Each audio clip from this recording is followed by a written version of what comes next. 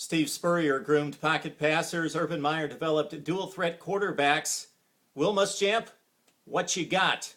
MarkRogersTV on the 2012 Florida Gators and Muschamp's first edition in Gainesville. Not acceptable. 7-6. This program still obviously has the recruiting base along with the money, the facilities, and the recent tradition to get back to the elite of college football. The offense was atrocious most of 2011, and that was with the guru. Charlie Weis is the offensive coordinator. Weis off to Kansas, so Brent Peace takes over the offense, and he's going to have to do a job. First at quarterback, his prospects are Jeff Driskel. Tons of talent, 5-star recruit, stands tall in the pocket, and can make all the throws. Also, we've got Jacoby Brissett, more of a dual threat, more of a runner. Completed just 46% of his tosses last year, a couple touchdowns and 4 picks in a bloodbath in the SEC in which he did not perform well and was constantly under pressure because the offensive line not very good as well. In recent years, Florida's offensive output goes back to the poor line play. Jonathan Harrison, the center, will try to get Florida football back up and running behind the ground game first, with running back Mike Gillislee, the senior, who's finally out of the shadow of Jeff Demps and Chris Rainey. Gillislee ran for 328 yards and 2 touchdowns last year. He is backed up by Mack Brown. No, not that Mack Brown. This Mack Brown, a top recruit and recruited by Florida and brought to Gainesville to be a star. He got his feet wet with 42 carries in 2011.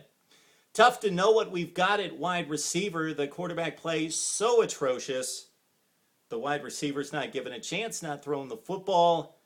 And let's see what we've got with Quinton Dunbar, who had 14 catches and a couple touchdowns. Solomon Patton, and also Frankie Hammond with 18 career receptions. All these guys and even their backups highly, highly touted and recruited.